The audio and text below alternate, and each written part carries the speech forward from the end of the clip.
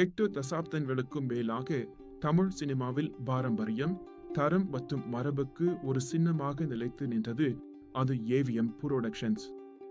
அந்த புகழ்பெற்ற பெயருக்கு பின்னால் ஏவி மெய்யப்பனின் மகனாக பிறந்து அந்த பாரம்பரியத்தை உயிரோட்டமாக முன்னெடுத்துச் சென்ற மாமனிதர் இருந்தார் ஏவிஎம் சரவணன்.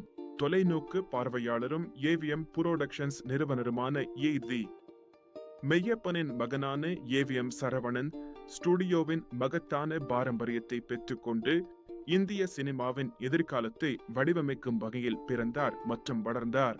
1950களின் பிற்பகுதியில் தனது சகோதரருடன் இணைந்து ஏவிஎம் ஸ்டுடியோவின் செழுமையான பாரம்பரியத்தை வளர்த்து பல தசாப்தங்களாக சினிமாவின் பரிணாம வளர்ச்சி, தொழில்நுட்ப மாற்றங்கள் மற்றும் பார்வையாளர் மாற்றங்களுக்கு வழிகாட்டி வந்தார். அவரது தலைமையில் ஏவிஎம் வணிக வெற்றியை உயர்தர கதை சொல்லல், சிறந்த தயாரிப்பு மற்றும் தரமான சினிமாவுடன் சமநிலைப்படுத்தியது. அவரது படங்கள் தலைமுறைகளை கடந்து மாறிவரும் பார்வையாளர்களின் சுவராவலிகளை பூர்த்தி செய்து சினிமாவின் உண்மையான ஆன்மாவை தக்க வைத்தன. அவரது காலத்தில் தயாரிக்கப்பட்ட படைப்புகள் நானும் ஒரு பெண், சம்சாரம் அது மின்சாரம், மின்சார கனவு, சிவாஜி, தி பாஸ் மற்றும் அயன் போன்ற பில்லியன் பேருக்கு அன்பான படங்களின் மூலம் சினிமாவின் ஆன்மாவை தக்க வைத்துக் கொண்டு புதிய தலைமுறைகளையும் கவர்ந்தன.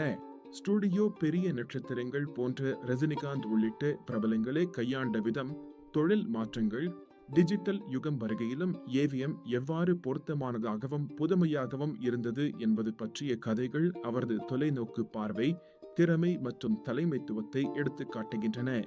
ஏவிஎம் சரவணன் ஒரு கண்ணியமான, எளிமையான, பணிவான தலைவர் என்பதோடு வெள்ளை உடை அணிந்து நிகழ்ச்சிகளில் காணப்படும் அவரது உருவம் அவரது எளிமையை வெளிப்படுத்துகிறது.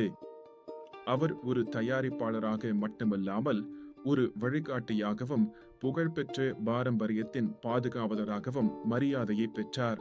2010க்கு பிறகு ஏவிஎம் தனது திரைப்பட தயாரிப்பை குறைத்தாலும் ஓடிடி தளங்கள், விளம்பரங்கள், டிஜிட்டல் மீடியா மற்றும் பாரம்பரிய பாதுகாப்பு ஆகியவற்றில் தொடர்ந்து செயல்பட்டு சினிமா உலகில் தனது இருப்பை தக்க வைத்துக் கொண்டது.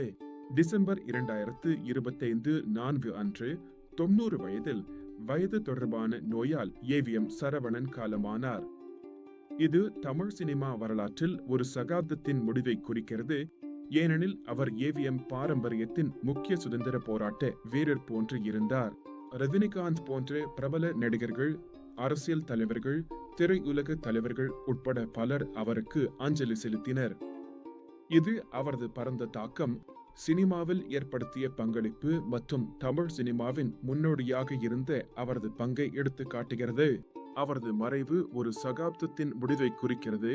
ஆனால் அவரது பாரம்பரியம், அவரது படங்கள், மகன் எஸ். குஹன் மற்றும் பேரப்பிள்ளைகள் மூலம் தொடரும் குடும்பம், மில்லியன் கணக்கான திரைப்பட ஆர்வலர்களின் நினைவுகள் மூலம் இன்றும் வாழ்கிறது. சினிமா தொடர்ந்து மாறுகிறது. புதிய தொழில்நுட்பங்கள் உருவாகின்றன.